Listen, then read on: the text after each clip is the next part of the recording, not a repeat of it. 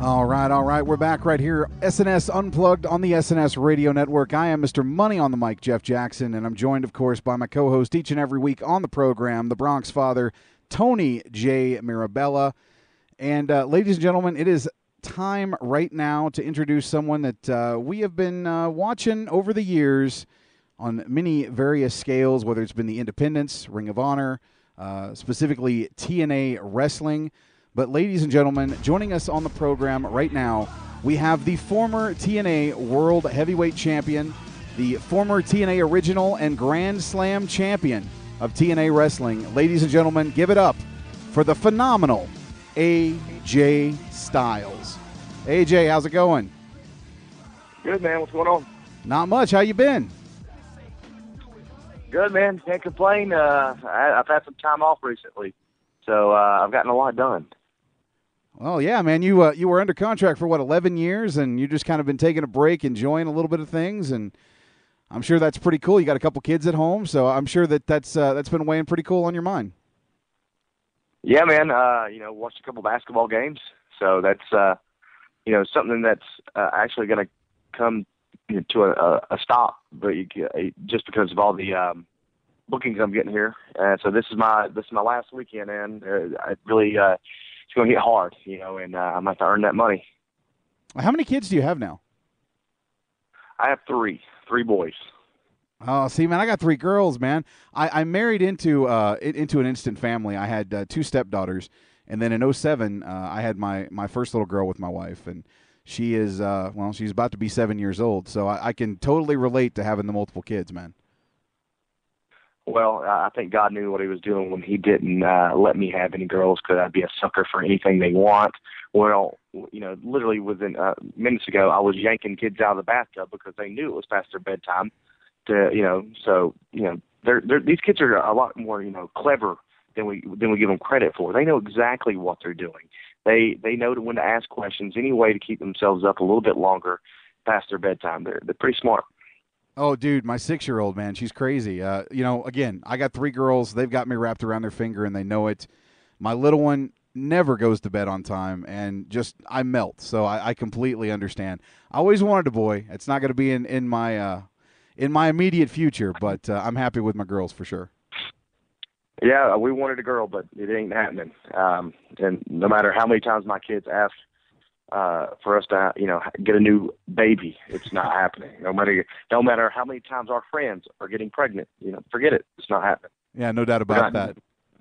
No doubt. I say that. Of course, I say that, and I thought I was done at 2, but yeah. Right. Before we get too big into things, I want to go ahead and introduce my co-host to you. This is the Bronx father, Tony Mirabella from New York. Hello, AJ. Greetings from New York City. Wow, you sound like Bully Ray. Tell me that was a put-on for Bully Ray. No, actually, this is how I sound. This is my natural speaking voice. It's funny. We guys from New York, we all speak this way. I mean, it's you instantly recognize a New Yorker, and unfortunately, we all get heel heat wherever we go. Well, yeah, there you go. Thanks to Bully Ray. You guys are definitely getting some heat, and if you talk to anyone down south, they pretty much sound like me. So I understand where you're coming from. It's funny how you mentioned kids. I don't have any kids of my own, but the thing I think we all fail to bring up is that all the tricks that our kids pull on us, we remember pulling on our parents when we were little to not go to bed. I know I did.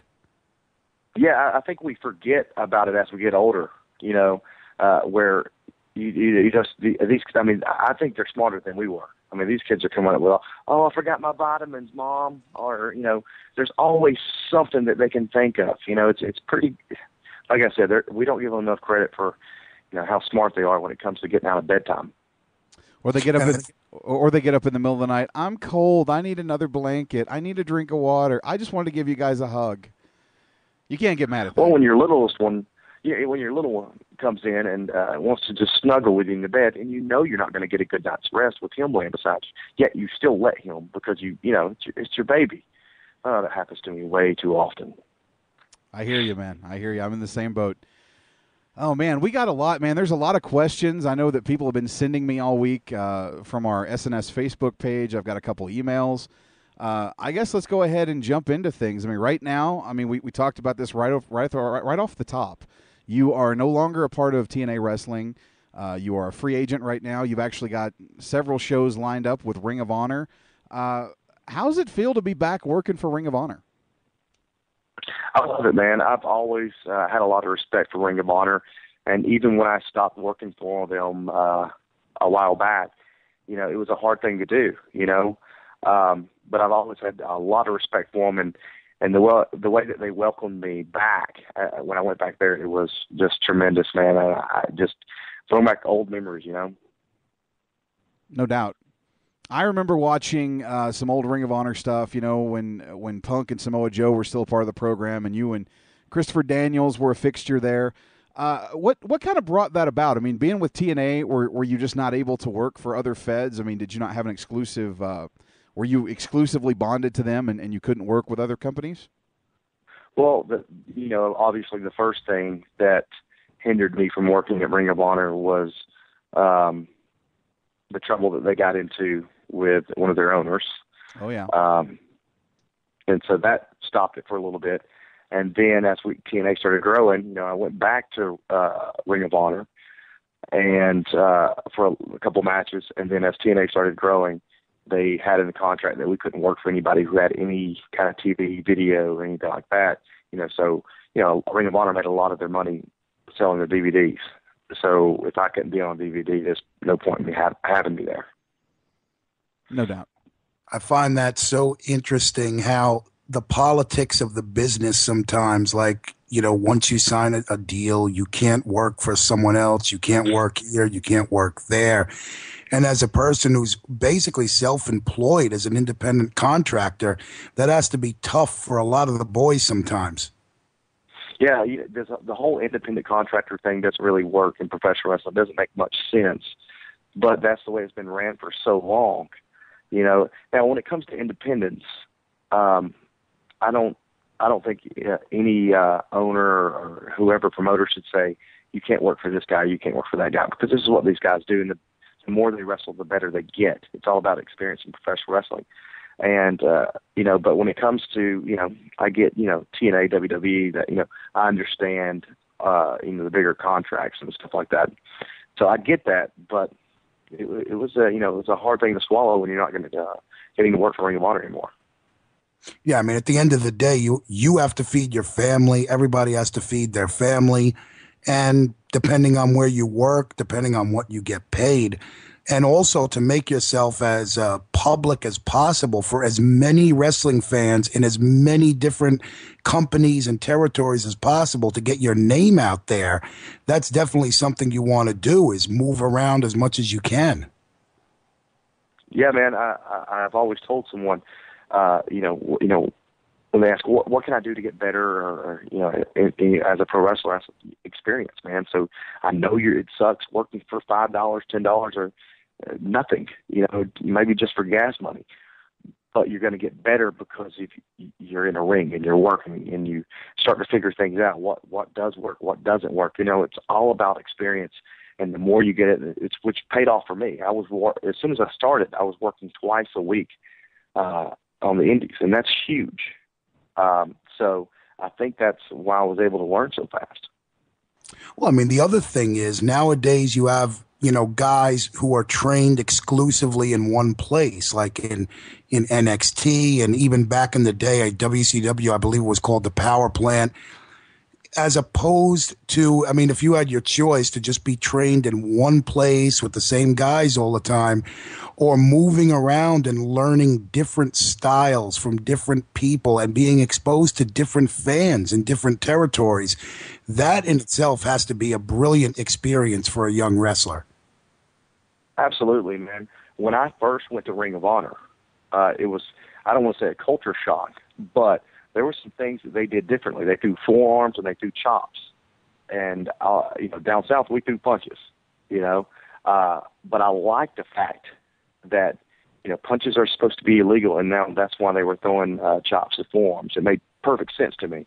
I just had to, you know, work on my form to get better at these forearms and get used to taking all these chops. Low key, the first time I wrestled him, you would think he was a lumberjack. He chopped me so much, man, to the point where I was hurting so bad I started throwing a hand up or something. It was that bad, but I just was not used to that many chops in a match or anything like that. And I guess that was the biggest shocker for me. But it was all about getting somewhere else, going up north to the East Coast, and learning a different way of wrestling. And when you go to Mexico and you go to Japan, it's just a different way. The psychology is different.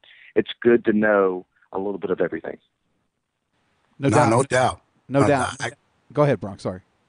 No, I was just going to say, man, no doubt that has to be just amazing to travel to Japan. And I mean, I'll be honest with you, I've never really left the United States. So for a guy like me to go to Japan, I know it would be a culture shock.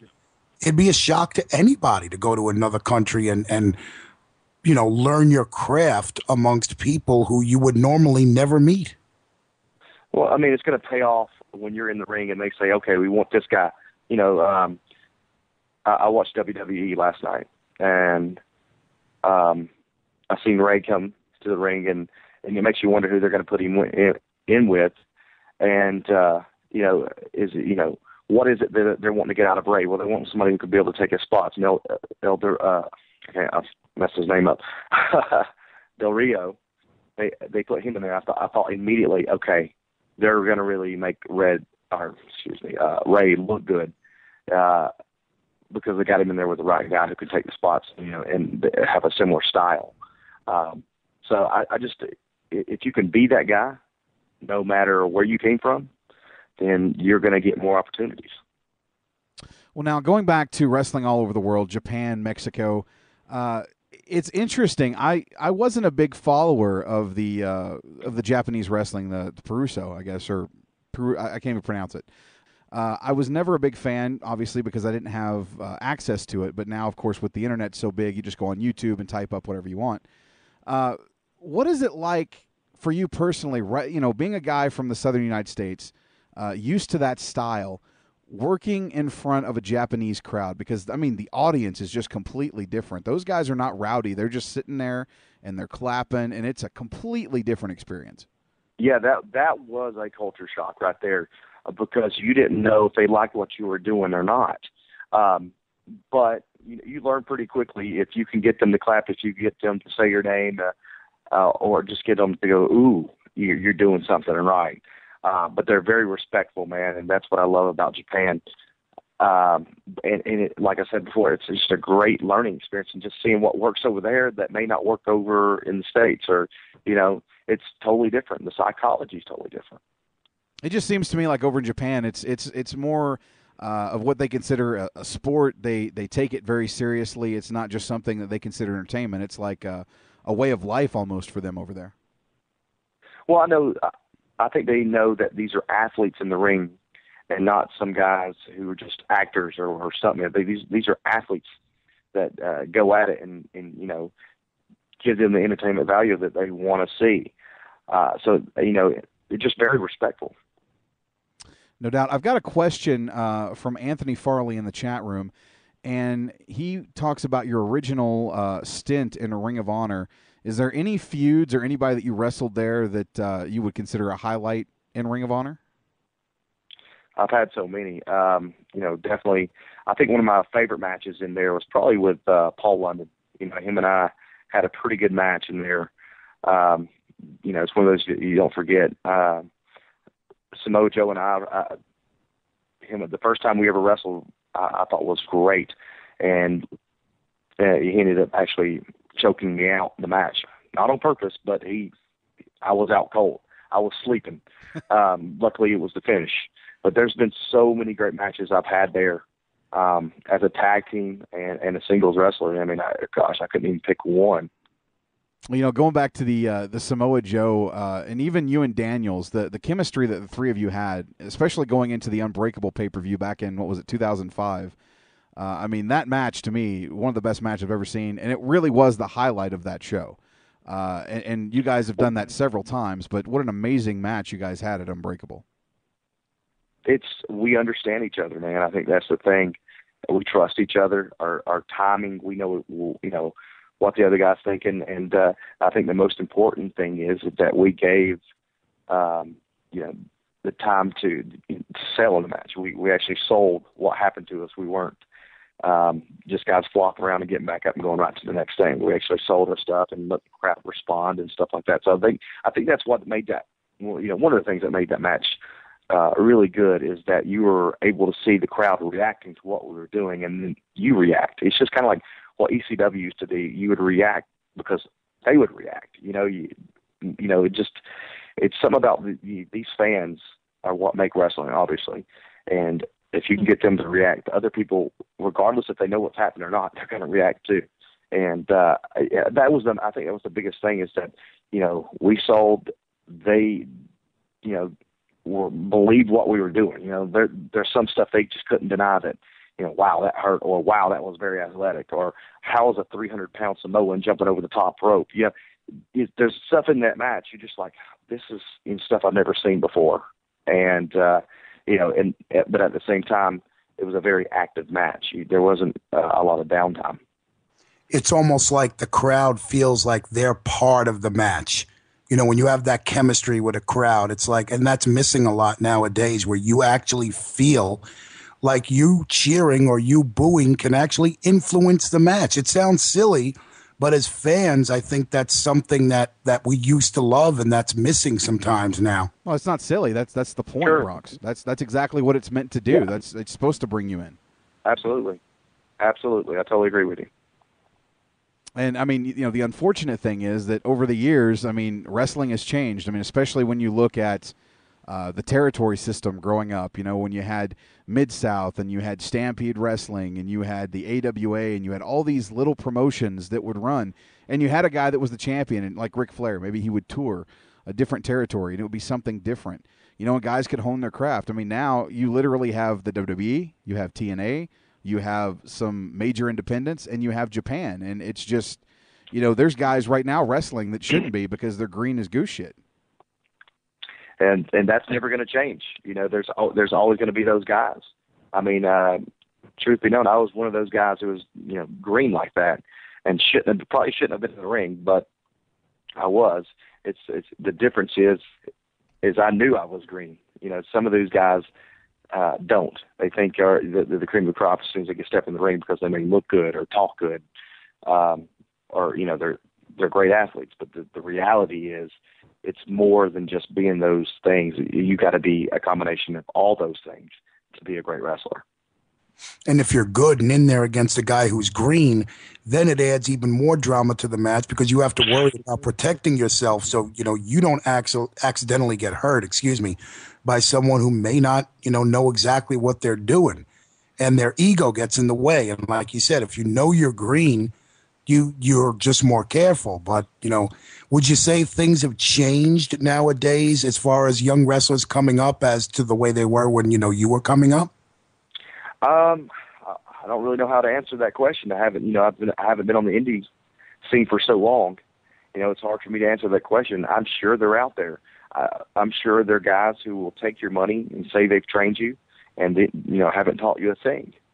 So I don't think that's ever going to change. I don't think that, these trainers, so-called trainers who, they said they wrestled, they said they did all this, but the reality is they didn't do much of anything.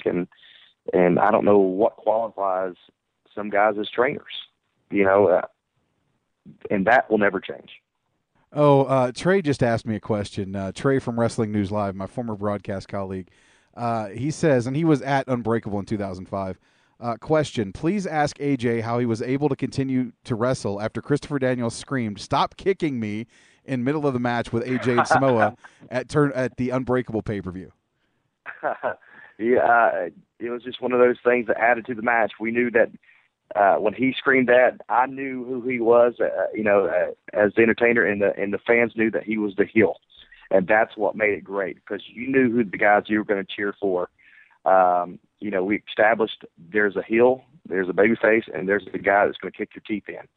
And that's exactly what we wanted to, the way we wanted to come across. So although it was funny and I didn't laugh it, but it added to the match. It's hard not to laugh sometimes during these matches, man. Just craziness breaks out. That's good stuff. It really is, man. But that's what makes matches so much more fun when you're able to take it very seriously, but at the same time be able to laugh at yourself or laugh at something else, you know, and again, that brings that crowd into it. Like, oh, you know, when you realize something was funny, and they know it, you can all laugh together. It's just good entertainment. And Christopher Daniels is that guy. I mean, without a doubt, he's one of my favorites. He's one of those guys who will just do something, whether it's in the ring or outside of the ring on camera, that will make you laugh. Even though he's a heel, you just laugh. He's one of the funniest guys, I think. I've seen him. Obviously, I've been in the ring with him so many times, but I've seen, you know, him being the heel, say things to a fan or do something stupid in the ring and just have me laughing, you know, just right there in the middle, I just have to stop and just laugh, you know, even as he's being the heel, being the bad guy, is what he said was so clever and funny. I had to laugh at it. No doubt. I think he's a genius. I've had the opportunity to work several shows with him over the course of Oklahoma and here in Calgary, and I've been out with him after the show, drinking, talking, and he's just such a well-spoken, genuine guy. He must be a real pleasure to work with. Yeah, he really is, man. He's that guy that you want to work because you know he's going to work with you. He doesn't see himself as any better than you, meaning that he doesn't have an ego, and just wants to get in there and have great matches and entertain. And I tell you, man, I've learned so much from that man. I can't tell you how grateful I am to have been able to wrestle him so many times and learn so much from him. I got my fingers crossed that one day we're going to see a world championship around his waist. I hope so, man. He deserves it. There's no doubt about that. Oh, yeah, no doubt. Let me see. I've got some more questions, but before I break into those, I don't know if you remember this, but I've had an opportunity to meet you a couple different times, and I've interviewed you a few times on different radio shows. But it was back in 2005. You were working with Christian Wrestling Entertainment. You were the first ever Christian Wrestling Entertainment champion. You had a big main event match with Jimmy Yang and Petey Williams, and you won the title. And I think Jim Cornette was managing, if I'm not mistaken, Matt Morgan and Petey Williams on this show. And at the end, Terry Taylor gets laid out in the back, and, of course, you run to the back and check on him. Do you remember that show? I do remember that show because it turned out to be very well, it was on. I saw it on the internet before where I'm yelling for somebody to get the doctor, and Terry's laying there. I don't remember much about it. I do remember that match, and I do remember yelling for someone to get, the doctor or something, because Terry had been taken out or something like that, and I do remember it but I think on the internet it showed after cut, and we were just like laughing and stuff like that. So I vaguely remember the match, and just remember the promo or whatever we were doing there at the end. Well, it was an interesting night because I think it was in Tulsa, Oklahoma, and there were literally, I want to say, 50 people in the crowd. And the people that were involved in this show, Terry Taylor, Bill Watts had showed up, Jim Cornette was a part of it, obviously Matt Morgan, Charlie Haas and Kevin Kelly were doing commentary. There were so many names. Saban was on the card. So many guys were a part of this thing, and like I said, I think 50 people actually showed up for that show. That guy must have lost his ass on that one. I'm sure that he did. Oh man, good times. And of course, I've met you here in Calgary as well. You worked for Prairie Wrestling Alliance with Kurt Sorokin, doing some stuff, and always a good time to meet you. You're very friendly to the fans, and you're a very genuine guy, AJ. Appreciate it. No problem. Let's see. Let's get back to some questions here. What do we got? Maze. What do you think of the booking that was going on at the time that you made your boycott watching TNA? How does he feel about TNA? Okay, this is two different questions. First one, what do you think of the booking that was going on at the time that made you boycott watching TNA? I'm not really sure what he means there. I hope you do. No, I'm not really sure either. I don't know if that means that when I was gone for the first part of the 2013, I'm not sure exactly how to answer that question. I'll tell you the truth, man, I wasn't one of those guys who critiques everything I see on television as far as, this show. I was more trying to make sure that I get stuff done around the house at that point, because I had an idea of what was supposed to be going on. But it wasn't so much that I was watching every second I could of TNA that, because I wasn't there, that I wasn't doing that. I was watching it, but, I wasn't afraid to get up and get another glass of tea or something, as I was, I don't know. I don't know how to answer that question. Oh, I see what he's saying. He's clarifying now. Okay. He's talking about when I boycotted watching TNA. I'll go into this story with you real quick. Oh, you. Okay, yeah. I could have sworn he was asking the question. When did you boycott it? Okay, here's the deal, AJ. I've been a fan of TNA for a long time. Started watching it right after its inception. Was a big fan, supported the product. And it got to the point where in 2010, I just couldn't watch it anymore. I mean, with Hogan and Bischoff coming aboard, I just didn't like the direction. I didn't like how things were changing. I didn't like how people were being utilized. And it just got to the point where I just stopped watching on a regular basis. Now, I would tune in from time to time to see what had changed over the last couple of years. And progressively, there's been things I haven't liked about it, and I haven't watched it as much. I guess that's what he's talking about. So, yeah, I kind of boycotted watching it. Okay. But more to that point, this is how I'll preface this question. More to the point, I think one of the things before 2010 that really bothered me, obviously I'm a big AJ Styles fan, a big fan of Christopher Daniels, a big fan of Samoa Joe.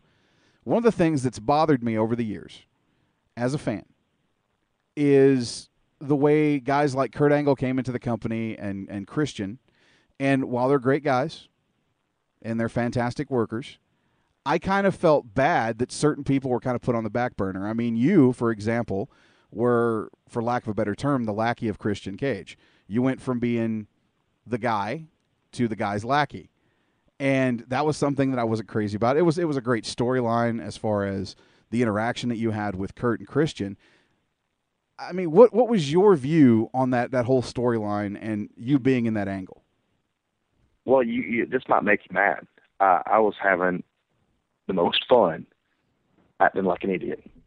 And it seemed like what we were doing was pretty entertaining. And, Christian, all that stuff worked, just like you said, with Kurt and Christian and Tonka. Like, to me, that was hilarious. So I had a lot of fun doing it. And, I know that we can't be in the spotlight every year or every month, or, you almost got to wait your turn. And I don't mind doing that. I understand that. So why not have fun while, in the process of getting there? And the crazy stuff that we did, with Christian, then I was with Kurt, then I was with Karen, that stuff to me was hilarious. And, which, it started off as Christian Cage. I went to Kurt Angle, then with Karen. And then I was in a main storyline with Kurt, having these amazing matches. So it kind of moved me into the spotlight. I just had to wait my turn, and while I was waiting, I just thought I'd have fun and try to develop a new part of AJ Styles that people, most of the time, I don't know if they wanted to see, but hopefully they were being entertained, despite them, and thinking that AJ Styles doesn't act like this. I hope they were entertained anyway. Now, I will say this. I thought that the AJ Angle feud was fantastic. I don't remember which particular match it was, but the one that you guys had where Kurt ran off the stage and did that cannonball, first time I'd ever seen him do anything like that, off the stage, I thought was just, wow. Yeah, I don't remember which one that was, to be honest. I don't know if that was a last man standing match where he did that. I don't know. It makes sense. But then again, we had a couple matches that were really good, and he was able to pull out some of the stuff he may or may not have seen in a while. So now, which begs the other question: Did you learn a lot working with Kurt Angle? I mean, I think that we learned from each other. We definitely had a very good chemistry together.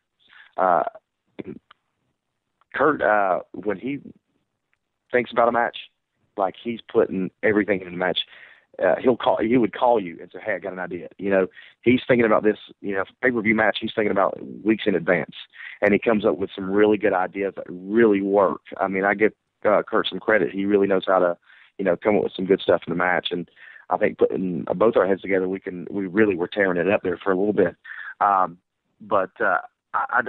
always learn something from someone, And, I learned that you better be prepared to get in the ring and go when you're in there with Kurt Angle. That's for sure. This guy ain't going to slow down, and if you're not in shape, he'll take it to you. Yeah, he's very fast-paced. He's a machine.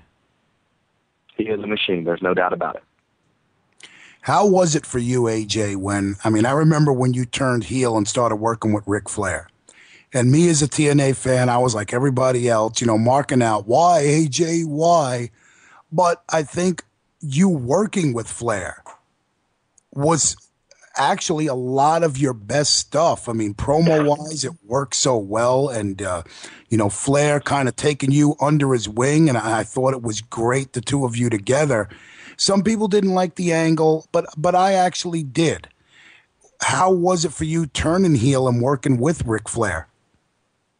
Yeah, I had no problem turning heel. I think that, there's always a time for the babyface to turn heel, and that was a good time if you're going to turn with Ric Flair. But at the same time, make sure that I wasn't Ric Flair and that I was still AJ Styles, but have pieces of Ric Flair. The robe, I thought the robe was great, but throwing the hood on there made it better, for me, because it was a little bit of Ric Flair, but a little bit of AJ Styles, So I had a lot of fun with it, man. But I think the most fun that I had is when we had Fortune was together, and just coming up with the wacky stuff that we were doing. I think the entertainment value of Fortune went up, and we had so many great ideas. We just couldn't get them to go with it. Just so many different things. It's almost like we didn't want to be the Four Horsemen. We wanted to be Fortune, and Fortune would be different. We'd be the new age of what the Four Horsemen would be now, I guess. Back, the Four Horsemen rode in limousines. Well, we're not limousine riders. We didn't want to be. We didn't want to wear suits, because when you see superstars, they're not riding in limos, and they're not dressed in suits. Now, what they're wearing is these cool clothes, affliction type kind of stuff with blue jeans, and they look really cool, and they're driving a sports car. That's where we wanted to change that. We had so many ideas like that, and working with Flair it just added to it. We wanted to come off a plane that said Flair Force One. Just every little thing that we could do to make it a little bit more entertaining, a little bit bigger than it was. Basically be DX, but a newer version of it. I like that, Flair Force One. That's awesome. And we had ideas, so many ideas when it came to that, Fortune. It was ridiculous. Just everything, they were popping off like so much, man. We just had so much we could have done, but I don't know why they pulled the plug on it so quickly. It seemed like once it was really getting over, once, we took it to the heels, and turned face, that's when they kind of got rid of it. And I thought that we could really push it through and be something bigger than it was. See, I always felt that TNA has always pulled the plug on things. You look at a lot of the big angles over the years. I've always felt like going back to the Main Event Mafia. The Main Event Mafia was dominating, obviously, the front line, I guess is what the group was called at the time. They were always getting the best of everybody, and then just one day they just imploded. Nobody was there anymore, and you guys never really got that big victory over them. It just fell apart.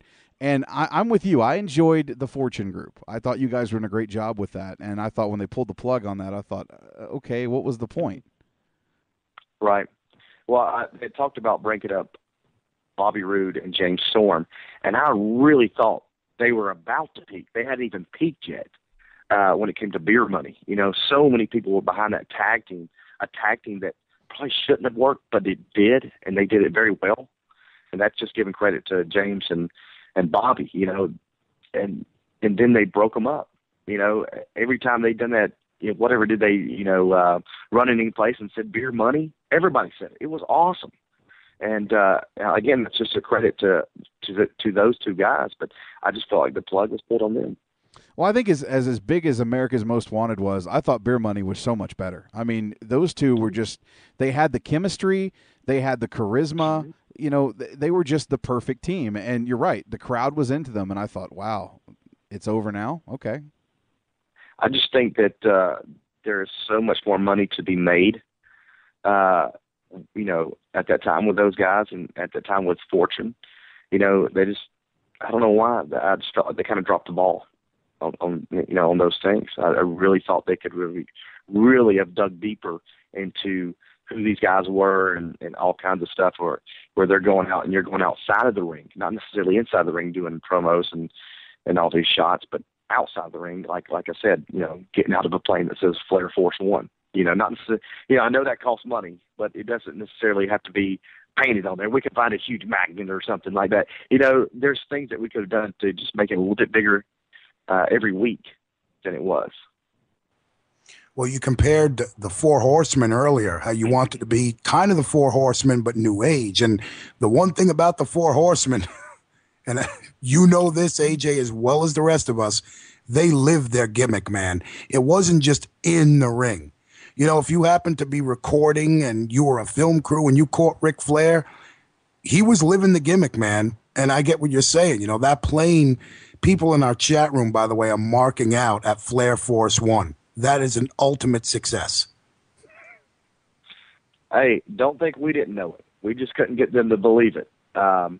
And I forget what we call it when we were getting, catching Rick and he was drinking that beer, and I forget what the name of that stinking, what we were doing and calling it, but we had a whole other spoof on a movie based on that. The Hangover. It was a spoof on The Hangover, and we just wanted to do something to basically it would show us all waking up in a hotel room that's trash, just like The Hangover. At one point in time, I don't know when James Storm had done this. He really did this. He painted his face and went to some carnival or whatever it is, and maybe he went to Disneyland while we were in Orlando, and they painted his face with this tiger, and it looked ridiculous. He had a tiger, painted on his face, and it looked ridiculous. Basically, we'd wake up, one of us would go in that bathroom and say, "There's a tiger in there. It's James. He's got his face painted like an idiot." And we're all just trashed. I mean, there's just, we just got these huge hangovers. We're all, and we'd say, somebody, go get Rick. Let's get out of here before, they come up and try to clean this thing up and charge us all the money. We can't find Rick. Oh my God, where's Rick? We start panicking. We don't know where Rick is. We can't remember anything. It was that kind of a night. And lo and behold, he walks in like nothing had ever happened. Like the party didn't affect him at all. And then he said, whoa, he does this Ric Flair thing and says, "Grab your coats, boys, let's get out of here." And we go to grab our coats, and there under the coats would be the beer or whatever it was. I forget what we call it on it. Anyway, that would be the end of it. It was just a spoof. There's little things that we were thinking of all the time. Everybody would be different. I drive a crotch rocket. You'd see me pull up in a crotch rocket. Frankie Kazarian drives up in his Harley Davidson. Bobby Roode pulls up in his sports car, and James Storm pulls up in his jacked up pickup truck. It showed that we're together, but we're all different. But we're the new age. This is what guys do now. They don't ride in limos. They don't dress in suits.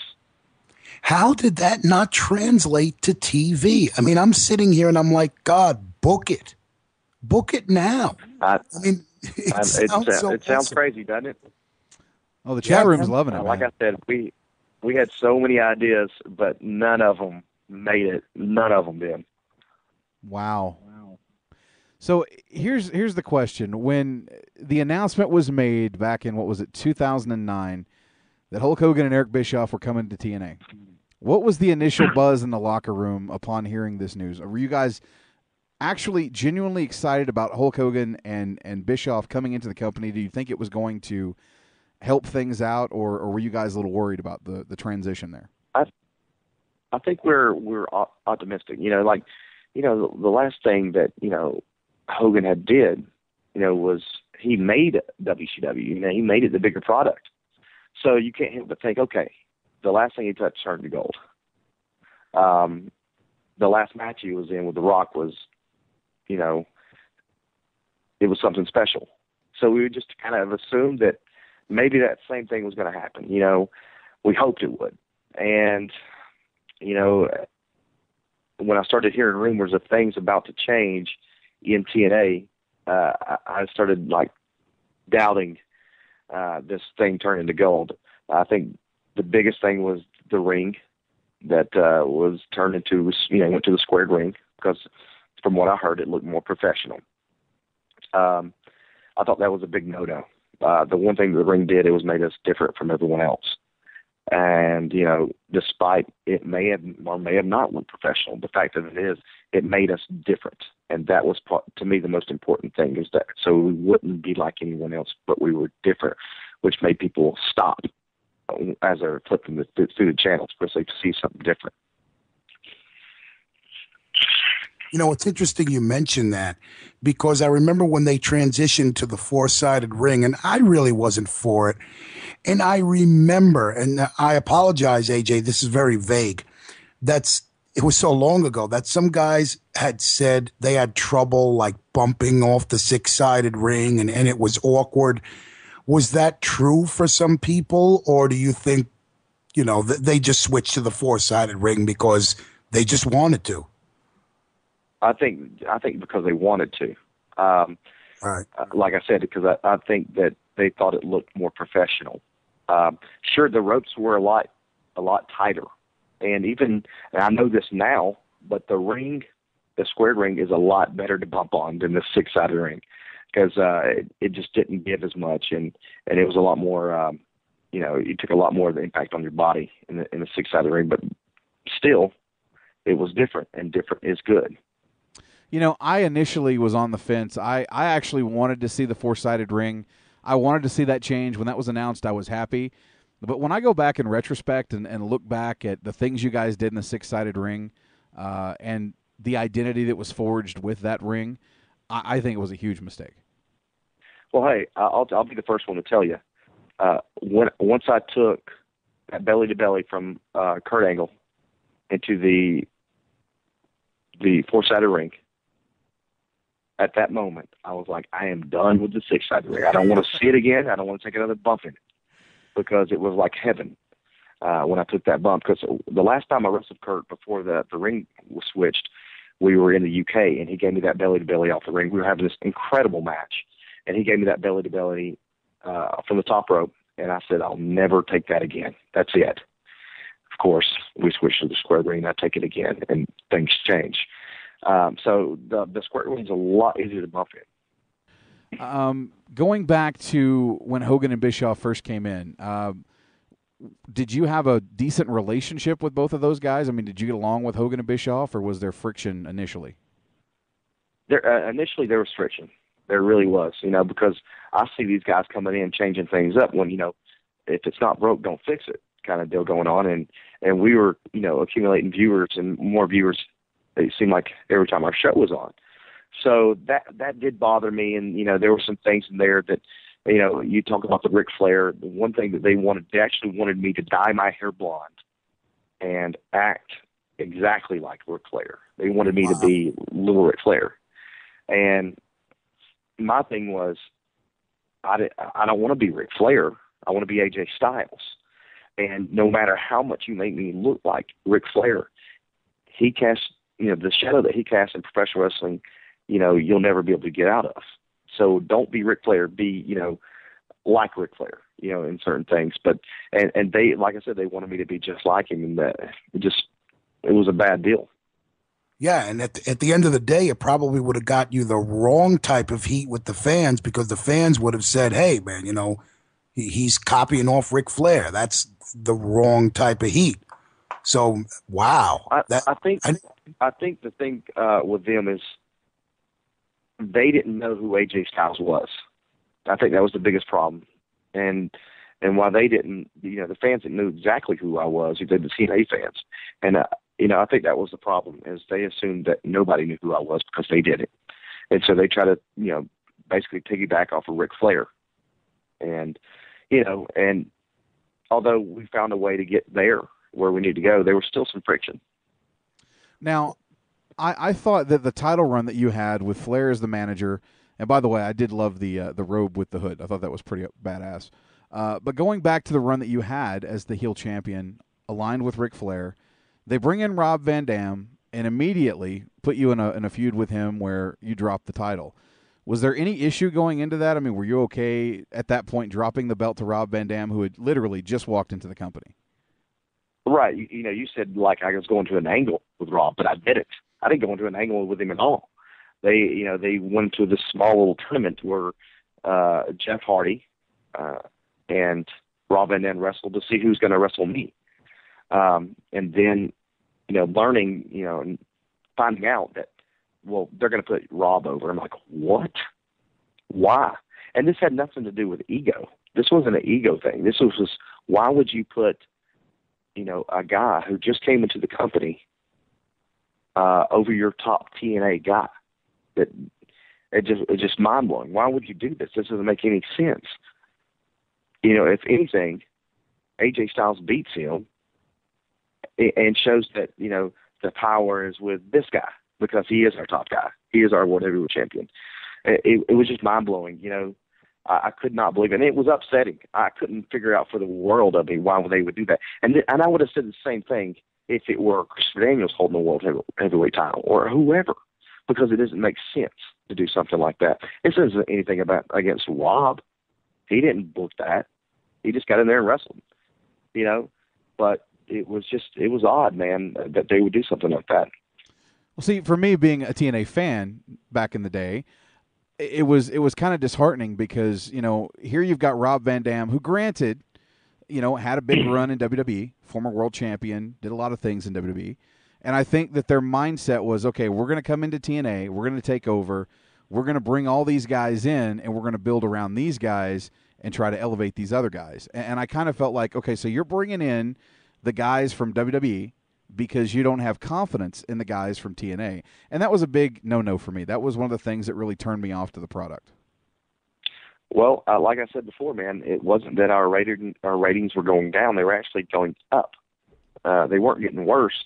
If anything, they were staying the same. And they were at a good number for TNA. So I don't understand why they thought that was a good idea. This may be a Spike thing. I don't know if this was a TNA thing or a Spike thing. And I may never know, or we'll never know. But they must thought that, well, okay, look, maybe we've gotten this far, and maybe we've plateaued. Let's bring in some more name guys and see if we can get it up a little bit higher. And if that was the deal, then I understand that. But if it was strictly, hey, this is my buddy, I'm bringing him in, that doesn't make any sense. Well, and I think we initially saw that with Brutus Beefcake and some of the guys that came in, upon the arrival of Hogan and Bischoff. So, the nasty boys. You can imagine, the thought process of most of the guys in the locker room when guys like that were coming in. No doubt. And I thought the direction changed a little bit. Like, I remember, and I think this was one of the things that kind of turned me off. My kids watch wrestling with me, and now I've got a 12-year-old, a 6-year-old, and a 16-year-old. And at the time, my girls would sit and watch wrestling with me, and we'd flip the channels, and we'd watch different shows, and obviously we would watch Impact on Thursday nights. And I think one of the things that really turned me off to the product, to be real honest, was when they had Abyss bring out this damn bat with all the nails in it, Janice, and literally kill Rob Van Dam on TV. He's got more blood on the outside of him than he has on the inside. He looks like he's damn dead. And it was one of the most graphic things I think I'd ever seen. And it was at that point I was like, I don't know if I should be watching this anymore with my kids or at all. This is pro wrestling, and Abyss just murdered somebody. Yeah. Wait a minute. What? It kind of reminds me of the thing where I believe it was Hulk Hogan and the Giant in WCW where they were in the monster trucks. I don't know if you guys remember this. I do. And then, if I recall correctly, didn't the Giant get thrown off a building? He okay. Or something like that? It was Cobo Hall in Detroit. He got pushed off the top, and I guess he supposedly fell to his death at the bottom. And they thought he was dead, and he came back out and then I guess beat Hogan for the title or whatnot, like nothing had happened. You're like, but even as a young person, I was like, wait a minute, he's dead? What? What just happened? It's kind of that same thing, like, oh, wait a minute, this just got dumb. So go figure. It almost reminds me, I think it was in WWE, I can't remember when Stone Cold dropped the wrecking ball on Triple H when he was in the car or something. I can't remember exactly how it went. He was in the bus. I remember what you're talking about, yeah. Yeah, and Triple H's last, well, quote unquote, last words were like, "Oh shit," and bang. Yeah, And I think he was in the bus, and I think it got dropped from like the magnet or something. Or yeah, that's what it was. I remember what you're talking about. Yeah. Oh, he could have survived that. That was an interesting angle for sure. But I mean, then again, that was the Attitude Era, right? I mean, everybody got away with everything in the Attitude Era. That's what everybody wants, man. Everybody wants the Attitude Era to come back. Well, my thing was, if different, you got to be different. That's exactly what it was. The Attitude Era was much different than what anybody else had seen. No doubt. Here's one that's kind of controversial that somebody's asked me in the chat room: the Claire Lynch angle. What were your thoughts on it? What was it? Was it something? Go ahead. Man, I had at first. I'm telling you, this is going to be a great story. In fact, I helped bring it together. Chris and Frankie helped bring it together. But where it fell apart is when Claire Lynch was actually brought in. Now, Claire was never supposed to be a friend of the family. Claire was supposed to be the smoking hot niece. And because of her being the niece, then it was AJ Styles that were going to, take care of her so no one would find out, because if, it was a Dixie Carter thing, then they would put two and two together and they'd bash the company. So that I would take her and take care of her. Now, granted, when I say that, she was smoking hot, and like this girl had to be smoking hot. So that when the allegations come up that AJ is banging her, you'd be like, you know what, AJ, I'd bang her too. That's not such a bad idea. But there were so many things that were missing from that. First, she was a family of a friend. Well, who cares then? Second, she was not hot, not remotely. And so you didn't believe I'd touch her with a 10-foot pole. There was little things like that just wrecked everything. And, and from then on, like I said, it just went downhill. It could have been something great. It could have been very entertaining. But, when you try to change things from what they are, in hindsight, it's 2020. But I think that, the other way would have been much better. Oh, I think so too. It's interesting. I listened to you talk. I'm sorry, AJ. Go ahead, please. No, I was just going to say that I think the most distracting thing is when you see this chick come out and you're like, what is AJ even hanging out with her for? Did she actually look like a crackhead? That was the opposite of what it could have been. It should have been, yeah. Well, she made me mad in the way that she departed from the whole storyline, by the way. That was probably a little bit too mean. I probably shouldn't have said that. I apologize for that because she hears it. But anyway, I better get off this subject. I'm getting fired up. Uh-oh. I mean, the thing that I'm gathering from hearing you speak, and this is something that on this network we've said from day one, it's always been my thing with TNA as well. TNA has had at one point some of the best talent in the wrestling industry, perhaps even greater than what WWE had. The talent in ring was brilliant, but it was always the storylines. You're sitting here just pimping out all these great ideas that you guys had. And I'm sitting here saying, if it would have just been written like that, it would have been so beautiful. But yet the talent was there, and it was the stories and the writing that kind of ruined it. I mean, I don't know. Well, yeah, I'm sure it's like that everywhere. I doubt there's, it's different. And, the thing is, the writers want to do their jobs, and they want to write. They don't want to listen to the wrestlers. They want to write. And I think that may be the problem. Or, from last I heard, that the reason why they changed Claire from being a niece to a family friend is because they didn't want people to see them in that kind of light. My thing, it's entertainment.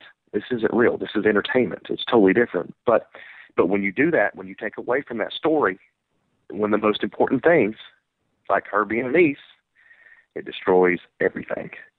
Because that, to me, is the most vital part. Because why would you, if a family friend, who cares? She can get help from anybody. It doesn't have to be from me. AJ Styles met her at Claire at this party at Dixie's house years ago, and they were become good friends. There's a backstory to this whole thing, and the reality is Claire's had a crush on him ever since, and now this is her way of getting, she knew exactly what she was. She was, the hand that rocks the cradle kind of stuff going on. You know what I mean? There's always that, man, it could have been good. Wow. Well, and TNA was a company that was kind of pushing the edgy stuff, so I'm surprised that they didn't want to go that way. And that's the direction they should have went. Absolutely. Because nobody else was doing it. So the more edgier, the better. I'm not saying show boobs and stuff like that. I'm just saying things that go on in, reality.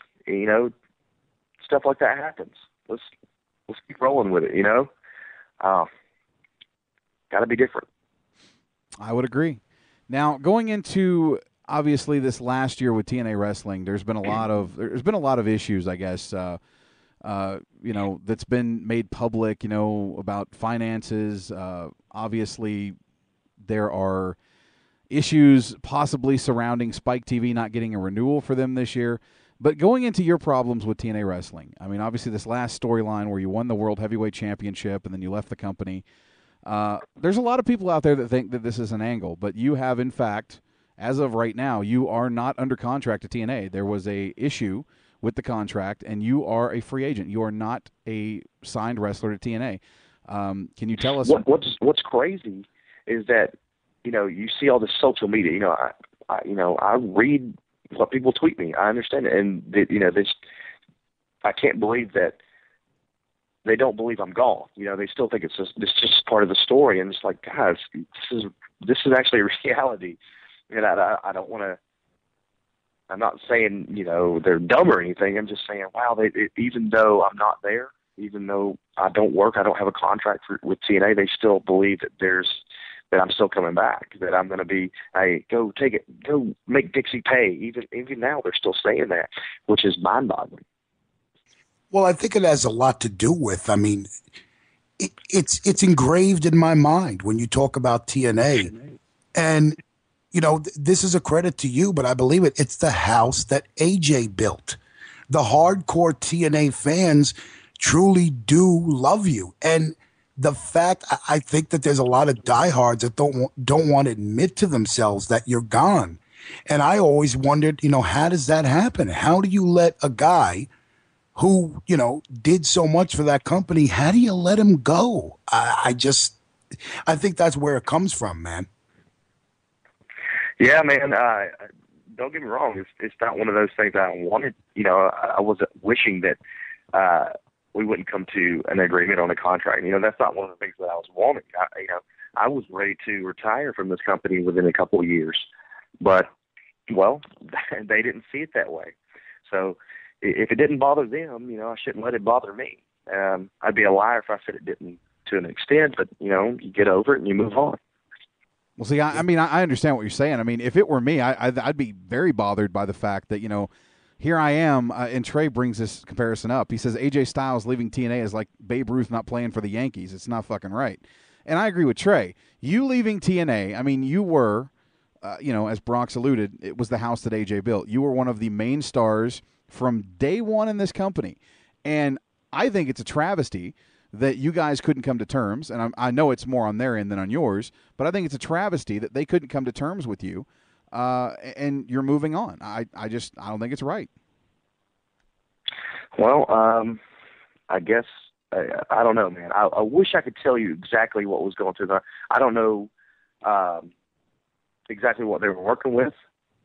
So, there's a point where they say, if he wants this much or whatever, we just say goodbye, and it just seems to me that that's what they were willing to do. They were willing to go, if he can't go there, then we got to drop him, and I've said this before, and I'll say it again, that I wasn't asking for more money. I didn't ask for that, so I was just willing to take what I'd made. And even when they offered, something different, I even contemplating, how can we make this work out? Because I wanted to help, but at the same time, there's something in my brain going, man, if people knew what you were going through right now, they would slap you in the face for even talking to them, and people have no idea. And I felt so disrespected, not only, from TNA to a certain degree, but from some of these fans who are diehard TNA fans. And, a year ago, I would have loved you for it. But at this point, I haven't done anything wrong. The one thing that I've done for TNA is bust my tail for 11 years. I've never melded in. I've gotten that ring, and I've given them everything I possibly have. They didn't have to tell me, AJ, do you mind doing this 450 through a table at our biggest pay-per-view? They didn't tell me that. That was my idea, So, and I didn't have a contract. I had an extension. I didn't have a contract, and yet I did that. So this isn't my fault. I did exactly what I was supposed to do, and I think I went above and beyond to entertain the TNA fans. So it kind of hurts when you hear people talk about, AJ, they could have offered him, that bad of a contract, and I'm like, this kid it has to be a kid tweeting me this, because no man with a family would say something so ignorant. And I think that's what bothered me the most. And it wasn't a lot of people. It was very few. But there was one person, and I'm not even going to give him credit, but he knows exactly what I'm talking about on Twitter, that said that, and it really just ate at me. Wow. I mean, man, I'm a fan. I would never, ever be so presumptuous to think that I know what goes on behind closed doors. I mean, we in the internet wrestling community can do what we want. But I mean, I'm actually a little angered right now to think that someone would actually say that to you or tweet that to you.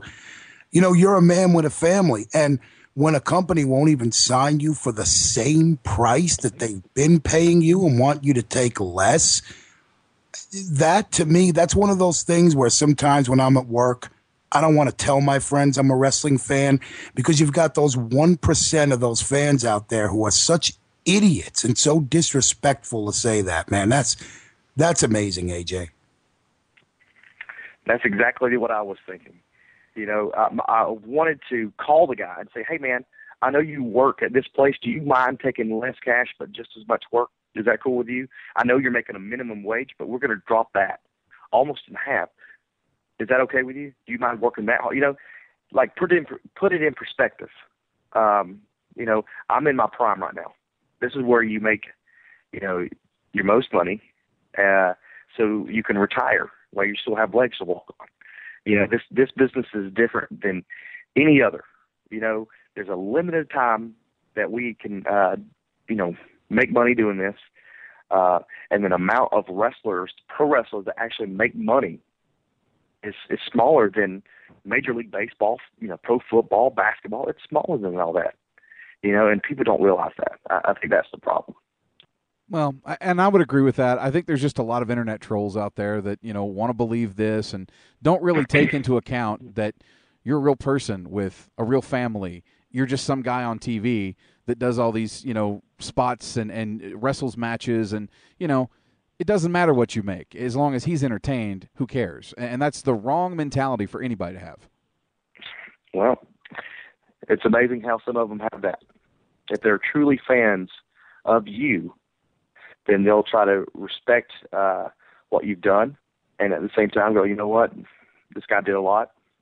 I'm still going to be a fan no matter what, no matter where he goes. I'm not saying I want this guy to hate TNA. I don't want that. I got a lot of friends that work there, a lot of great, wrestlers that work there. I hope it does well. But you don't bash me because I can't be there anymore. Well, now, and here's the flip side of the coin. Now, again, a lot of people think this is an angle that you're going back. If they came to terms and worked out a deal with you, is that something that you're looking at possibly doing down the road if that were to come to fruition? The door, I left it open. I think the thing that they're really going to have to decide is, after AJ's done all these interviews, I'm mad at him. Okay. if that's the way they want to leave it, that's the one thing they're gonna have to decide. Like I said, I'm not here to bash TNA, but there's always going to be something you can say about it. And trust me, there's a lot more that I could say that, I don't have to. I don't have to go there. I don't have to be that guy. So, but like I said, I left the door open. If at some point there's an opportunity, then maybe something can be done. But that's going to be, we're going back to square one. We have to negotiate. I think I have to be the one to ask the hard question. I didn't want to do this. This is a question I think that many people have asked of you. If Vince McMahon and the WWE called you up, man, and said, look, we're interested.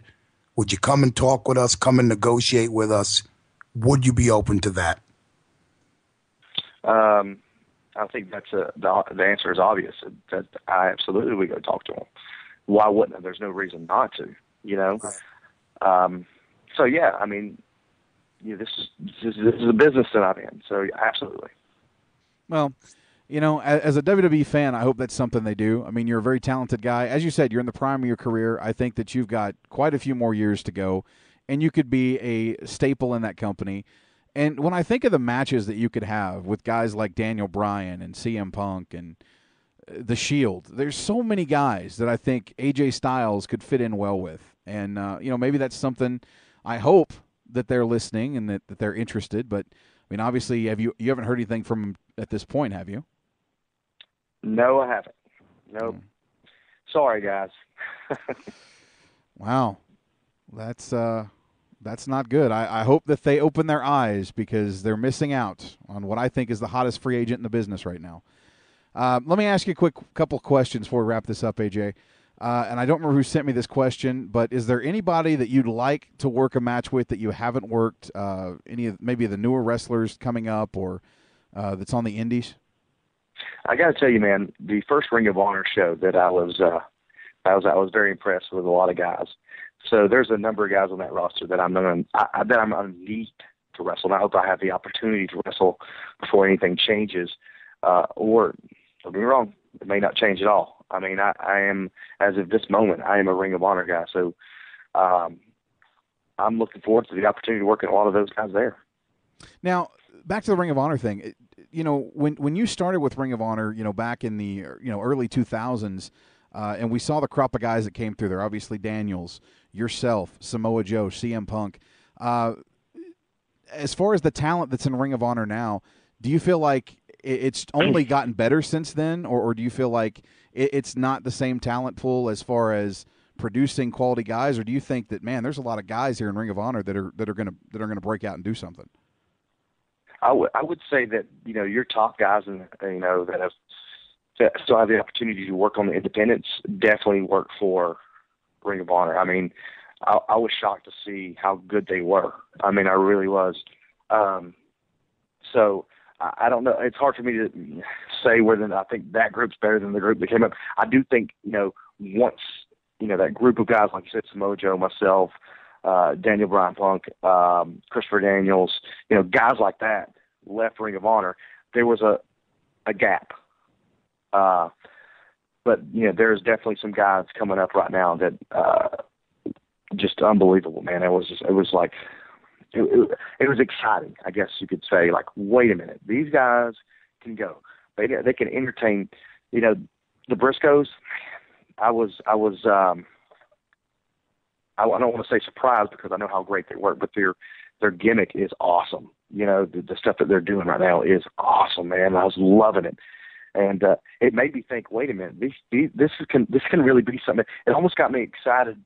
The same feeling I felt when TNA got their first pay-per-view, monthly pay-per-view, not the Wednesday pay-per-views, but when we started growing, and I remember as Frankie Kazarian was going out, just patting him back, so go get him. It was one of those things like, it's going to be awesome. It's the same feeling I got when I watched that the television show that we did in Nashville. Wow. I just got some breaking news. This is sad. According to Maze in the chat room, and I hate to break into this, AJ, but Stephanie McMahon has just tweeted that Mae Young actually just passed away.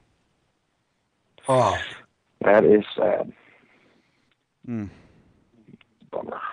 That is unfortunate. That is very unfortunate. Okay, now I got to bring this back up. Wow, she's going to be missed. I've got an email question from Eric, who is in Melbourne, Australia, and he had several questions. We've already asked some of these. He says, or asks, what is the best match you have ever seen? That I've ever seen? Wow. Gosh, that's good. That's going to be a tough one. The best match that I've ever seen. I don't know if it was a story or, and I know that when I tell you this one, I'll remember another one, but the match that Rey Mysterio had with Kurt Angle while in WWE, when Kurt claimed that he got beat by a 12-year-old, the match that they had was it was awesome. It was just great. It had a lot of action. At the same time, Kurt Angle was being Kurt Angle and Rey Mysterio was being Rey Mysterio. You know, where Rey's pulling off and the moves and Kurt was taking them. It was just magic. It was one of those matches. And it was no more than a just a televised match. It wasn't a pay-per-view or anything like that. But the match they had in the chemistry was amazing. That was one of my favorite matches that I'd seen. That's when I go back and go, wow, that was pretty good. You know. Let's see. There's definitely more than that. None of them just come to mind at this particular moment. I remember the match that Ring of Honor had when they were. I believe it was maybe it was my second time there, my third time there. I think they were crowning a champion, and it was a 4-way. I want to say with Doug Williams, Low Key, Christopher Daniels, and maybe Xavier. And that was a pretty unbelievable match that I'd watched. It was one of those that kind of blew your mind because you're like, wow, I didn't think some of this stuff was possible that they're doing. So there's definitely some matches out there, and I know as soon as we're going to get off the phone, I'm going to remember I'm not going to hate myself. But anytime I see, I got to see some of my heroes like Jerry Lynn and Eddie Guerrero wrestle, I was like, wow, that's one of those things you just feel like you'll never see again. You see, I've also got a question, and I know you're a huge gamer. What was your favorite video game of 2013, according to Syrian Highland? Ooh, what was my favorite game of 20? You know, the one that I really, really got involved with, which I'm normally not that bad, was the Call of Duty Black Ops 2. I really enjoyed this one. I thought this is probably one of their best ones that came out, and I played all of them. You know, the new one that's come out, Ghost, is freaking terrible, and I know that Black Ops 2 did come out in 2012, but the majority of it was for 2013. So played a lot of it. It was ridiculous. I got really good at it. It was too much. I think, as I like to create controversy too, I think I'll crash our website by asking you this question: Xbox 360 or PS3? I mean PS4, right? Or Xbox? Are we saying Xbox? Okay, I got. I'll answer both these questions anyway. Like, listen. I was a PS2 guy at the time. I merged into an Xbox guy, where I was playing a lot of it. The first system that I got online with was with the Xbox. I've had the same gamer tag for 9 years, so I'm an Xbox guy. Not because I'm a hater on the PS3 or the 4. It's just more games were coming out for the 360. More games were being made for a 360. And what I mean by that is they were being made for the 360 and copied to a PS3. You know, it doesn't sound like a big difference, but it is. It's a copy. And it seemed like there were more games. And so I'm not a hater on a Sony, but the Xbox One, it suited me better. Now I have found out that I didn't think that it's not called a Kinect on the PS4, but whatever the device is that sees you, is detachable. It's not actually to the PlayStation 4, which is a good thing because that was the reason why I wasn't going to get one. But now, I'm sure within a couple months, I'll have a PS4 as well. I'm not a hater. Well, see, you have to forgive Bronxy because he is he's still very old school. He doesn't even I don't think he has any next gen stuff. Like I'm the gamer on this show. Like I've still got my PS2. I've got a PS3. I've got an Xbox 360. I preferred the 360 last gen because again, I thought it was I liked their online better. Even though you pay for it, I actually enjoyed the online experience much better on the Xbox 360. A lot of the games that I wanted to play were on the 360, so I'm there. I do actually, though. My wife ended up getting us. She says it was for me, but it was a combined gift. She got me an Xbox One for Christmas / my birthday, and it's hooked up in our bedroom right now. And so she's probably watching Netflix or whatever. But it's mainly for her more than it is for me. But she likes to give the impression that it was for us. Well, yeah, I can tell you that all my systems that I have are behind a wall, including my cable. So I'm not able to change the channel in my man cave. So now I can just tell it what to do rather than grab a remote control, and that for me is a big plus. That is a big plus. My wife actually loves the fact that she can talk to it and tell it what to do. And I'm just sitting there, I got the controller right here. She's like, Xbox, shut off. I'm like, I've got the control right here. It drives me crazy, but that is a pretty cool feature. It's the best. I don't know. I want to say that PS4 is leading as far as next-gen consoles. I'm not sure. Somebody just told me that, but that's not going to change the way I feel about the Xbox. I think right now they are. I mean, look, there was so much negative publicity going out with the Xbox One over the whole DRM thing, and PlayStation was going to do the same thing. I don't care what they say. They changed their mind after the whole press conference that Microsoft had. They were going to. I mean, look, it's the next generation. They were going to do the same damn thing. But whatever. Look, right now they might be leading, but I think in the long term, I think Xbox One's going to overtake them. And I think you're absolutely right. Because let's be honest. Surely the next console that comes out won't even have a DVD slot. It will just be downloadable everything. One of the first things I did was download a game, So it's just a matter of time. Now, to end this out, talking about games, I got to ask you, man, I'm looking over at my game shelf, and I still have a copy of TNA Impact, the video game. Now, there were some things wrong with the game, but for the most part, there were things I enjoyed about the game. Mainly the fact that you and Joe and I think Sanjay Dutt and several others, Christopher Daniels, I don't want to leave anybody out, but you guys were instrumental in doing a lot of the mocap for the game. And I thought the graphics were great. I thought that the moves were stunning. Anytime anybody got hit with a hip toss or a Styles Clash or whatever, you guys sold it like you were dying. And I thought that was the best part of the game. But this game was in development for several years, and I know that you were very high on this game, leading up to its release. Were you disappointed when you actually got a chance to play this game after it came out? I mean, the thing was, Joe and I had a lot to do with, consulting, and it didn't matter how many times we tried to, say, hey, we want this like No Mercy. They just couldn't seem to get it. They didn't understand what we were trying to say. Maybe I don't know. They thought maybe it needed to be different. I wanted to copy that exactly. They just couldn't grasp it. So that was the thing. And the one thing that hurt us was we thought we had at least, I don't know if it was 2 or 3 more months to work on the game, which is crunch time. That means guys are staying up 24 hours a day working on this game. Well, Sony said, well, it's got to be out at this certain time. So it knocked, I think, either a month or 2 months off putting everything that needed to be in there in the game. So it really hurt the game bad. There were so many moves that were supposed to be in there that weren't. And I think that, they were so focused on graphics that they missed the point. The point is easy to play, hard to master. That's the most important thing in a game.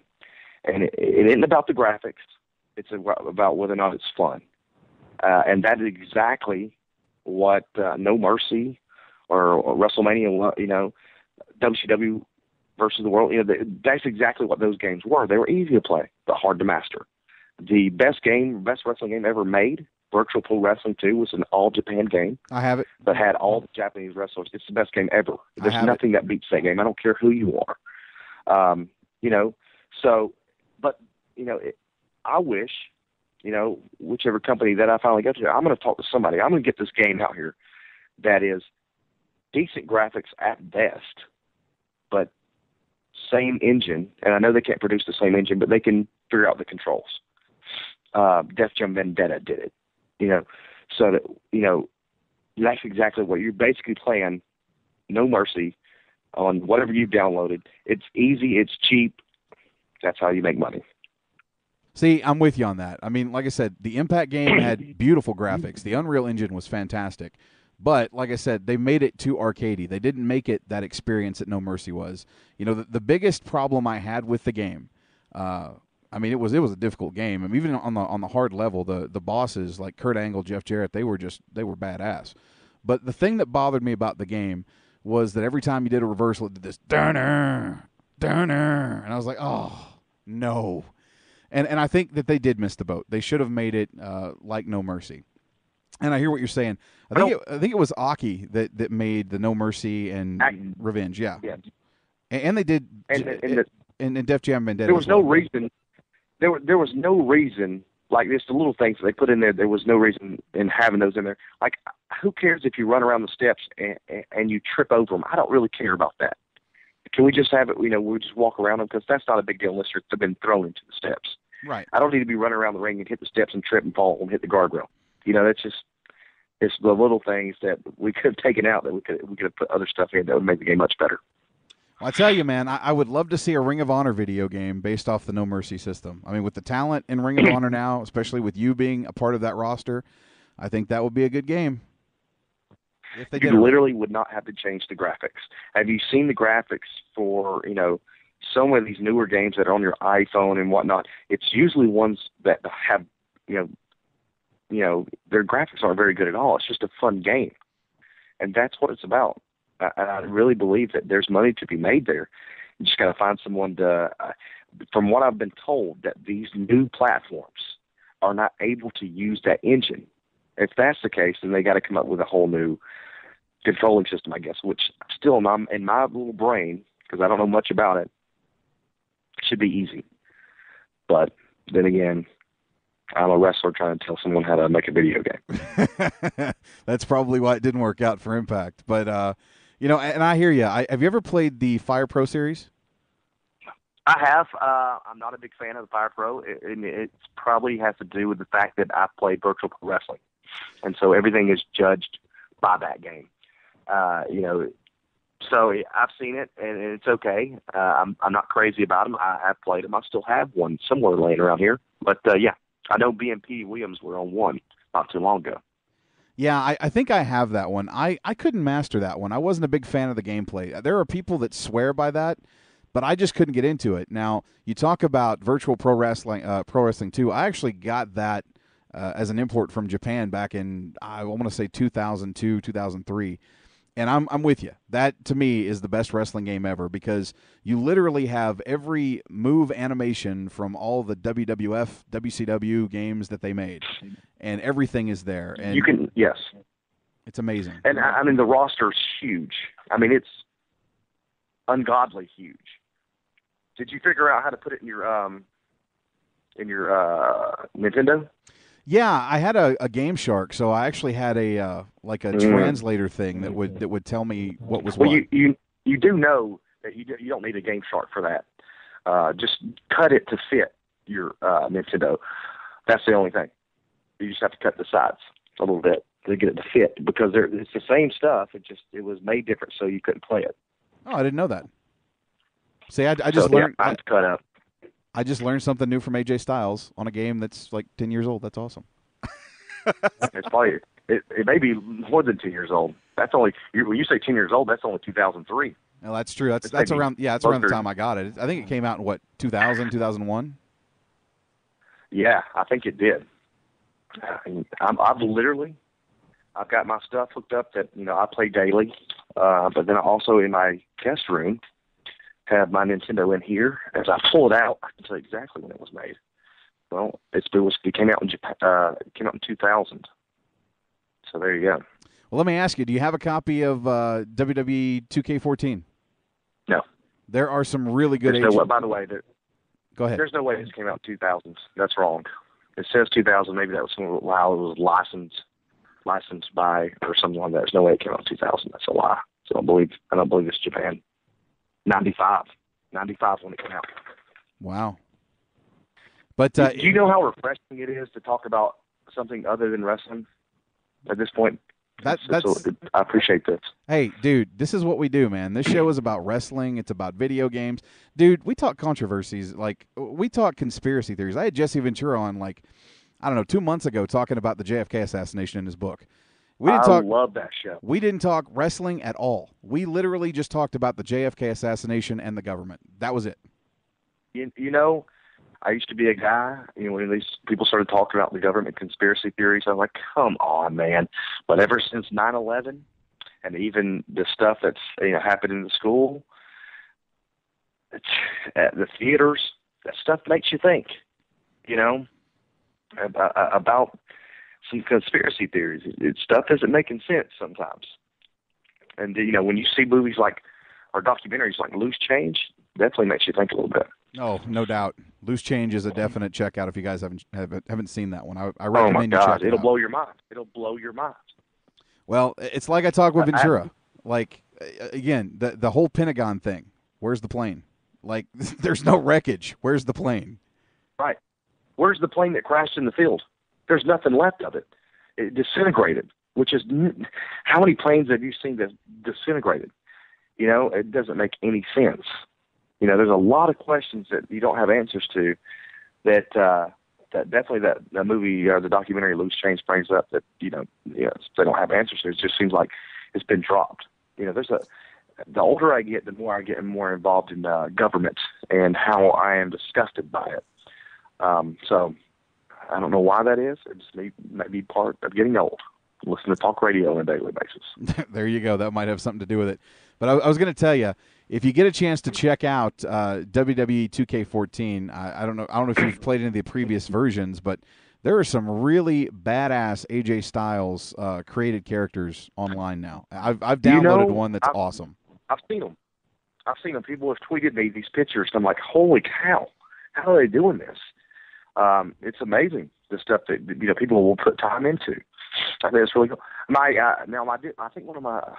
I think my middle son, he's more of a wrestling fan than any of the other two, but I think I got him to the 12. I don't know if it's Raw I don't know. It's a WWE game. Yeah. 2012, and it looks good. Looks really good, and even the stuff they're doing, they're having a lot of fun playing the game. So, and the graphics are really good. So I can't fault them. It's just hard for me to play any other wrestling game. That's my problem. And I can understand that. I can totally get that. Bronx, you got anything for me? Most people are going to say I'm crazy. Nah. Well, I mean, my only contribution, and AJ, I've been so silent because I was polishing my Atari 2600 because I'm just not. Yeah. I'm not a new gamer, but I am a computer guy. I'm actually a computer technician by trade. And I'll ask you this: I've said this on Facebook, and people have told me you're crazy. Do you think in 10 years that video games will be almost, if not completely, indistinguishable from real life? I mean, the graphics nowadays are just completely sick, is the only word I can think. I think that's going to be based on the technology we get from our televisions, and how small the pixels are going to be and stuff like that. And, it's hard to fathom that it'd be like, real TV. But then I've caught myself when I've walked into a friend who is, I didn't know if he was watching football or actually playing it. So it's definitely something that may happen. I think that's going to depend on the television set rather than the console, which I think, it's only a matter of time. I mean, basically these are small computers anyway. That's exactly what they are. And I think it's only a matter of time before people are sitting at their computers playing. Well, they're already playing the exact same games. But I know that a lot of guys like Samoa Joe have switched to a computer rather than a system, but it plays exactly like Xbox One and PS4. He's got the controllers that he uses that play a PS3 or 4 or whatever their controllers. They're exactly the same, but it's a computer, and the games are cheaper. And I think that's the route that most of it will go. Amen, because I'm a computer gamer, and I think so, too. I mean, I saw a commercial where they tricked these people. They replaced a plate glass window with one of these new 100-inch televisions and simulated like an asteroid destroying the city. It's And awesome. I've seen it. and the people who were in the office are like, oh, my God, we're dead. And that was either a shoot or an excellently done work, because you believe those people were scared to death. Oh, dude, I believe it. I believe it. You know, it's little things like that. I mean, there's something on your phone, and I forget what it's called, but we can, you know, there's an app where you can drop the rock on somebody and kill them. You know, I've done something where I've had the Call of Duty's little helicopters come in and shoot my kids. You know, it looks good, looks believable. So I definitely think it's just around the corner, man, where it's getting better and better. Every couple of years, the technology gets mind-blowing. So, I mean, you got to think 10 years ago, we still had the big TVs, the tube TVs. You know, now everybody's got a flat screen. I think that was 10 years ago, maybe 15 years ago. But nevertheless, I mean, that's the reality. Very true. The aliens keep giving us their technology, man. That's right. Oh, man, you got to thank them for that. I do appreciate it. I just hope they don't abduct me and do any anal probing or anything like that. Yeah, I think we all want to avoid the anal probe. Well, you know, you talk about computers. I literally have a arcade cabinet downstairs because I'm a nerd, and it's all it is. It's a computer in this arcade cabinet, and I have thousands and thousands of old school games, and that's another direction that it's kind of old school with the arcade cabinet, but it's also a computer in this arcade. You know, where I'm playing, I can play Asteroids or whatever. I can play bowling games. So I got the little ball on the arcade cabinet. You know, that's the cool stuff that, you know, when it comes to computers that I like, you know, that I'm able to play these old school games no matter where. You know, you can play them on a computer, you can put them in an arcade cabinet, you can throw them on your TV. You know, there's a lot of cool things about computers and the technology. You know, who would have thought that it'd be so cheap to have all these games years ago? You know, as a kid, if I would visit my house, you know, that I have now, as a kid, I would think that I was Richie Rich. But the reality is it's just not that expensive. How about that Richie Rich? I bet no kid remembers that guy. Oh, I remember Richie Rich. I used to love that show growing up, man. Who didn't watch that, right? Oh, everybody did. Bronx, you did watch it, right? Saturday morning, man. It was awesome. Yeah, but I always looked at Richie Rich, and then I looked at Casper. And another conspiracy, I think Casper might have been the ghost of Richie Rich, because they were drawn exactly the same. You might be onto something, dude. You know, I've never heard that before, but now when I think about it, I was like, they actually kind of talked alike, too. That is an investigative report I'm going to have to undergo. We got to get on this. Get Jesse on that one. Yes, I'm going to call him tomorrow. Governor, I got a conspiracy. I got to know. Man, AJ, it has been so fun talking to you about this stuff, man. We could literally do a podcast just on video games. And one of these days, maybe we can. Maybe I can get you back on and we'll just talk video games the whole time. Dude, we should have people call in asking questions, you know. They'll probably blow my mind with some of the stuff that I won't have answers to, but at the same time, I'll grow in knowledge when it comes to video games. So that's always a good thing. No, it's something we'll look forward to. But as far as the rest of the month, looks like you've got some dates booked up. On January 18th, you're going to be working for Magnum Pro Wrestling out of, Cedar Falls, Iowa. You're going to be taking on Jason Strife. Yep. You're saying this stuff, and I've gotten so much stuff booked that I don't know who I'm wrestling or where I'm going. I just know that this is this weekend's when it starts, and it won't end. Well, it may not ever end, at least for a couple of years or something like that. So, which is a good thing. That's a good thing. Well, I'm hoping that at some point in the near future we get you back up here in Alberta, man. I'm in Calgary. I'm if you didn't know, I'm actually an Oklahoman living in Calgary. I married a Canadian and moved here, but I used to live in the southern United States, but it's been crazy for me the last 8 years living here in Calgary. Well, I can imagine that it may snow a little bit more than in Oklahoma. I could be wrong. Yeah, big time. But other than that, a lot of my good friends are Canadian, so you gotta love them.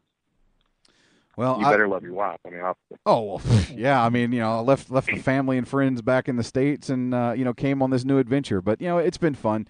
It's a culture shock, man. The weather, I'm still not used to. I got about, I don't know, almost 2 feet of snow outside right now. The roads are okay because it was, nice the last couple of days. The snow's starting to melt, but yeah, it's definitely different, man. I'm used to an inch of snow on the ground and everything is closed, but not here, man. They call that Monday. It's like 10 inches of snow, no big deal. Go to work. Well, hey, the one thing that you can look forward to is that you can get all dressed chips anytime you want. That is true. They're delicious. That is true. I mean, there are trade-offs. I can't get the authentic Mexican Tex-Mex stuff that I like, but hey, I can get those all-dressed chips, and I can get stuff in 2 languages. So, there you go. There you go. Yeah, you're going to have it in all languages. I don't know why that is. They're really big on the whole French thing.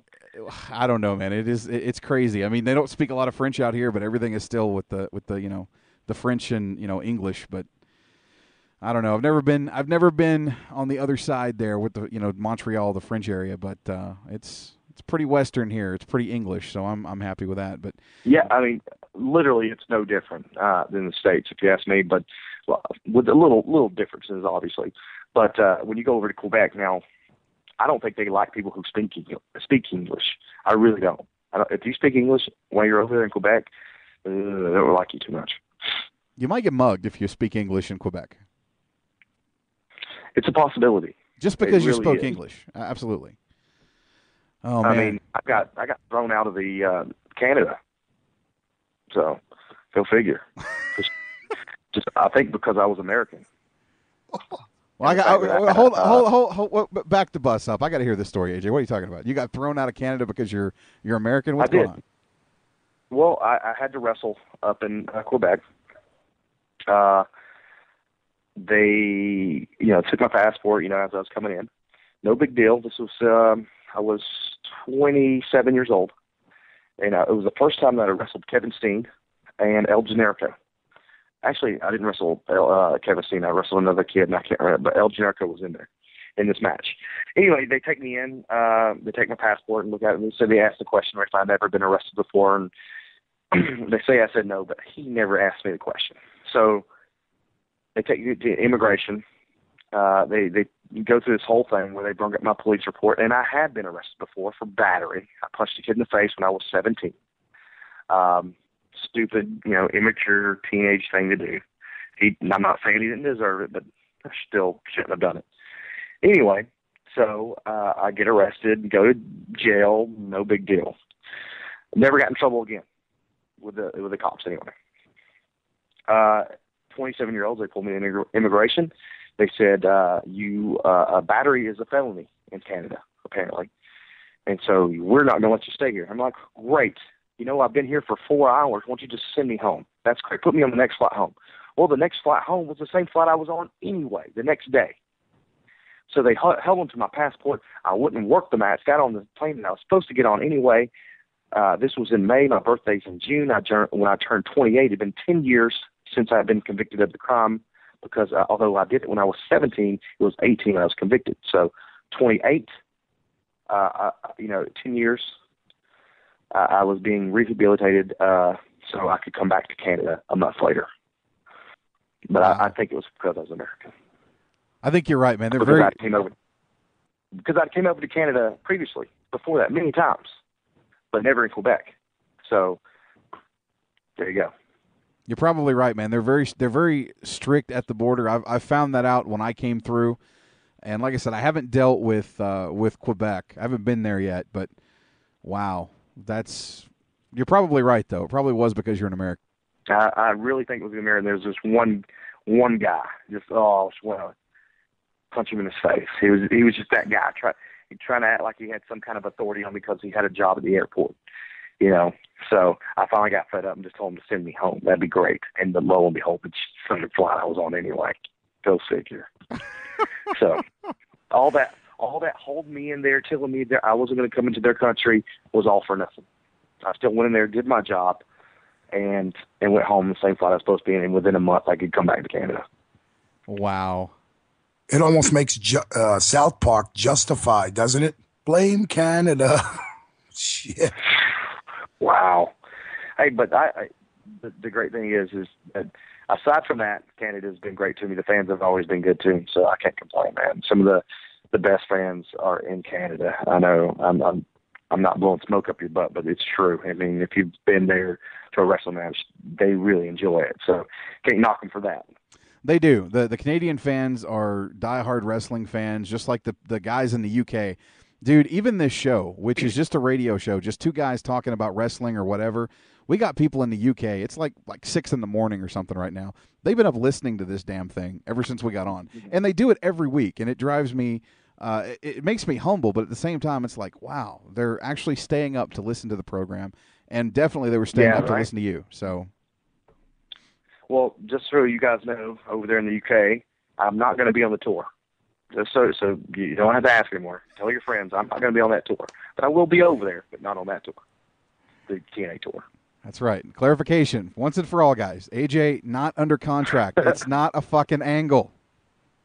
Well, they're not going to believe you. Now, hopefully they get it. I know we got diehard fans, TNA fans, and I go toe-to-toe with them. When the news broke out, what was it, weeks ago, that this was a big angle, I came on here and I said, no, this is not an angle. I know for a fact because I've got him booked for an interview, and I'm hearing it's not a friggin' angle. This is not an angle, folks. Oh, no, you don't have any reliable sources. WrestleZone is saying this, and this guy's saying this. I'm like, well, yeah. You know, oh, man, the dirt sheets have been way off, right? Oh. I've been hearing some things like, what? Oh, now I tell my wife, I was like, look, apparently I just signed a new contract with TNA. Did you know that? She goes, what? Yeah, I read it right here on the internet. They've been so far, and they've been getting, from what I'm hearing, from TNA inside sources. So your sources, whoever you're getting this from, are freaking terrible. They have no idea what's going on. So it's crazy, man. I literally went on a 20-minute rant on my last show about like the inaccuracy of some of these dirt sheets, how they report things, and you know, you get emotionally invested in what they're reporting, and then 2 hours later there's a retraction. So you don't know what to believe anymore, you know? I mean, I hate to bring this up because, you know, it sucks, you know, for the wrestling community that Mae Young had just died, but they reported on, you know, this days ago that this had happened. I mean, you don't do that.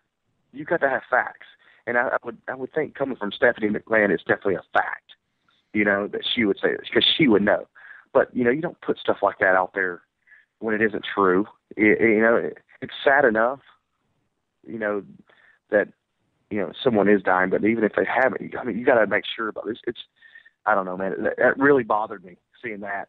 Not only about mine, but just a couple of days ago, how long they were, and then people had to, you know, backtrack. Oh, wait a minute. I mean, guys, you know, sometimes, you know, just you don't have to be the first one to get out the message. You know what I mean? It's messing with your emotions. I mean, when I read that the other night, I took it as real. I wrote a tribute on Facebook to Mae Young because she's always been one of my favorites. And then you go through that, you know, as a fan, yeah, it is an emotional roller coaster.